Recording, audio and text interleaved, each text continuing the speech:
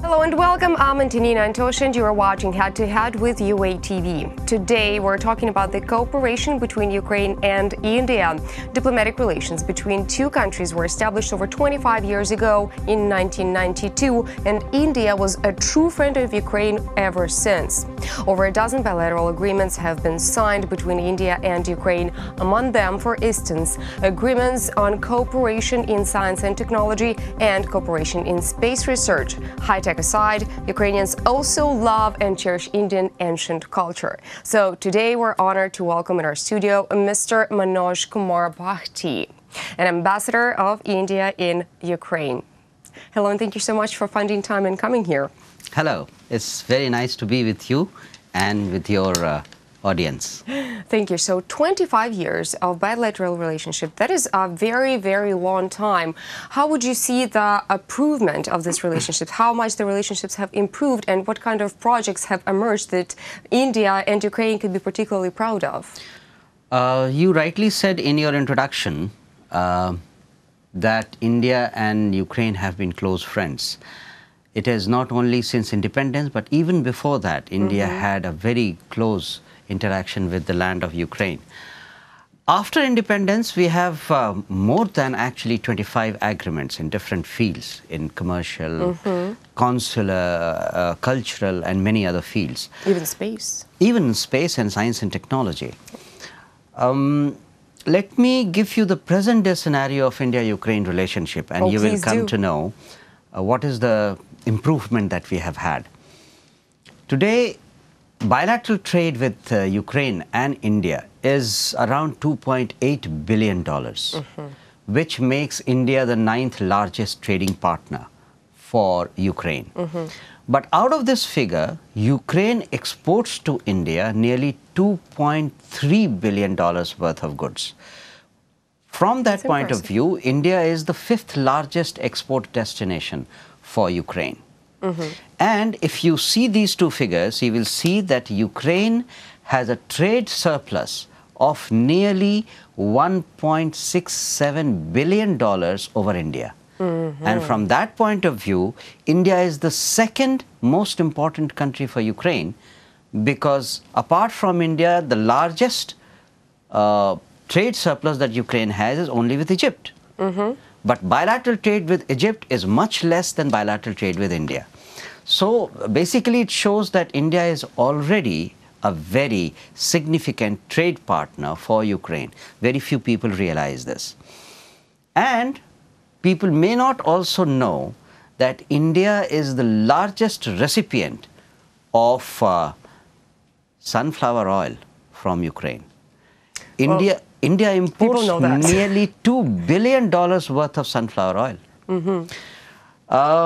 If you take another area, as I keep saying that India is a country where nearly 22 million babies are born every year. Means half of Ukraine gets added every year into Indian population. You can imagine nearly 16 to 17 million students come out of school every year and want to go to universities. India has a large number of universities and institutions of education, but they are simply not enough to meet that number. So a lot of Indian students come abroad. Once again, Ukraine is a fantastic destination for Indian students.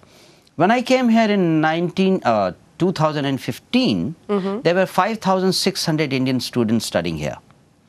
Today, there are nearly 11,000 Indian students studying in Ukraine. Oh, that's a huge increase. And to give you a figure, almost on an average, each student spends $5,000 on tuition fee, living expenses, lodging and boarding, etc. That means Ukraine is already earning nearly $55 million just by providing education to Indian students. And according to me, considering the potential that is there, the ideal number of Indian students studying in Ukraine at any particular time should not be less than 40,000. And if that happens, Ukraine will earn $200 million just by giving education to Indian students. So the potential is huge, and we are working towards it. You can see in the last 2 years, we have increased almost 100%, from 5,600 to almost 11,000. And I'm confident that if the universities and Minister of Education provides more incentive in terms of advertisement, because there's a lack of information in India. About Ukraine? About Ukraine's education facility. But still we have such a great number of students coming from India, and you think that there is a lack of advertisement? Yes, absolutely. And I have given very simple... What would you suggest? Yeah, I have given very simple suggestion to all the rectors of universities and the Minister of Education. And the solution is very simple. Make use of the modern media and technology. Every metropolitan town in India, even in Ukraine, you have FM radio channels which are aimed at young population. They all the time keep playing modern new songs. And between two songs, you have an advertisement. Okay? A place, 10 seconds, 15 seconds. Yeah. You have to simply say, Kyiv Medical University is ready to admit Indian students. Please visit so-and-so website.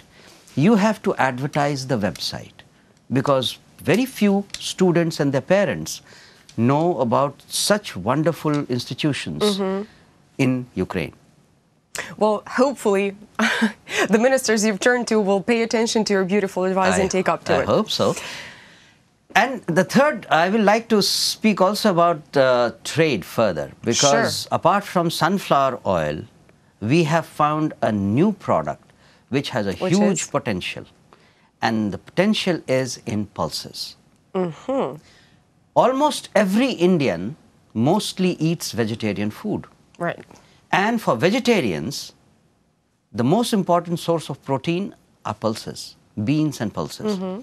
India imports on an average nearly $3 billion worth of pulses every year from outside.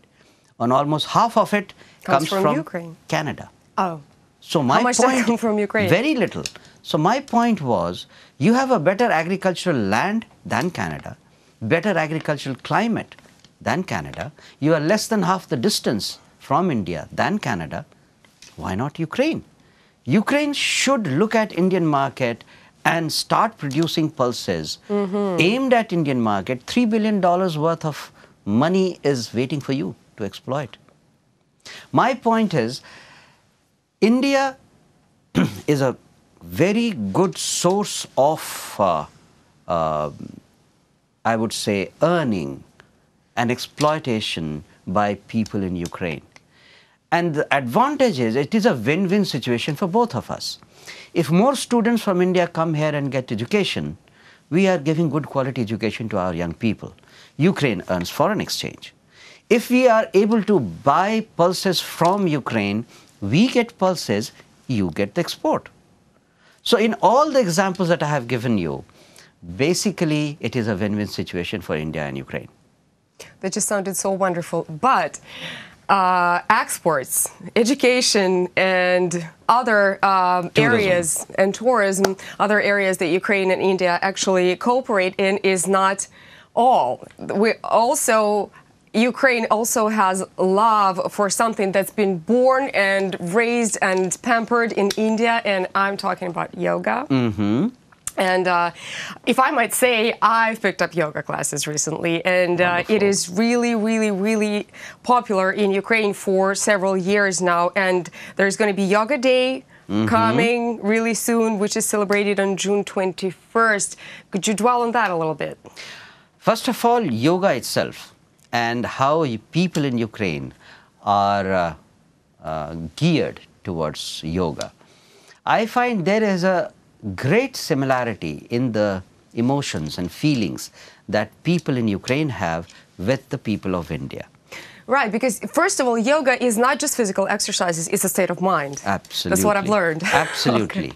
Not only state of mind, yoga, the way it is practiced is a little different because people are aiming at the byproduct of yoga rather than the main product. Main aim of yoga is, which is written in Sanskrit phrase very beautifully, yoga chitta vritti nirodha, which means the purpose of yoga is to control your mind.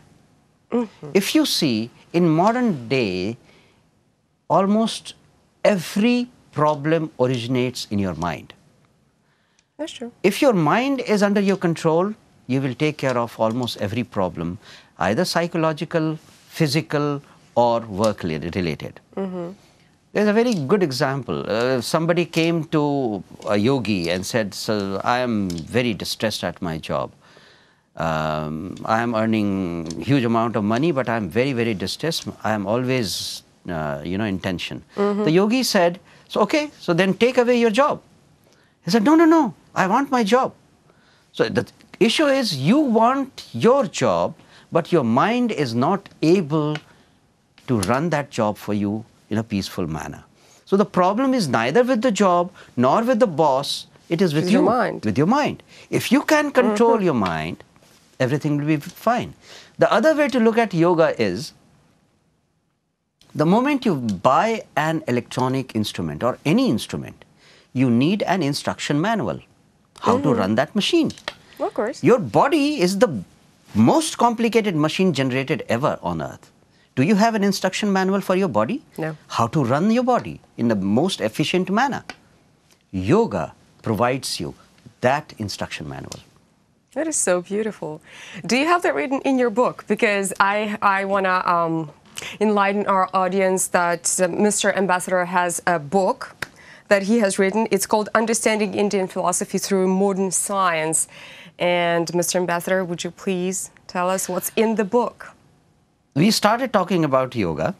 Is that in your book as well? The basic of yoga is in the book. On what parameter yoga becomes useful to human body, those parameters are discussed. And I'll give you an example. Even now, after so much of scientific invention and discovery, almost the frontier of science is dealing with the basic questions. What is the nature of the universe? What is life? Where were we before we were born? What happens when we die? These are the very basic questions, and everyone in the scientific community is trying to find answers. I have presented in my book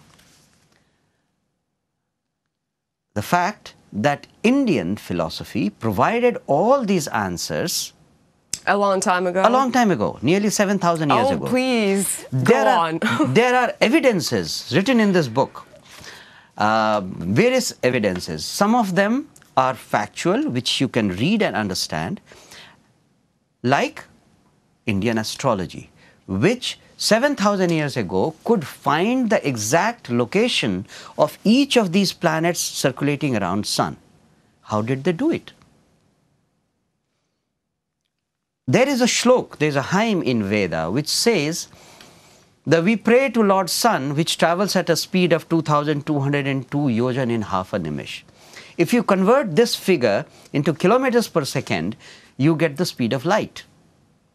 7,000 years ago, it's written in Vedas, the speed of light. How did they know? These are some evidences which are factual. You've got me so interested now. Absolutely. So you should read this book. Of course I will. And there are certain intangible things which do not make any sense. Like in the Vedas it says, Aham Brahmasmi, I am God. How? It doesn't make any sense. It also says... Well, maybe it means that there is a part of God in every one of us? That I have explained here as to what it means and how it can be explained. Read the book and you will find all the answers. Read the book, because I will. And this book is now published in English and Ukrainian language and is available in bookstores now. So I hope people will read and find the answers. Because this book also tells you what is the importance of mind. And that explanation is very simple. Your body is a three-dimensional feature. I've read that. But your mind is not. So what is mind? If you want to control your mind, what is mind? How can we explain this? This book is about that. Thank you so much for coming and sharing this information with us. It was very, very interesting. That was Mr. Manoj Kumar Bharti, an ambassador of India in Ukraine. Thank you for watching. Stay tuned for more.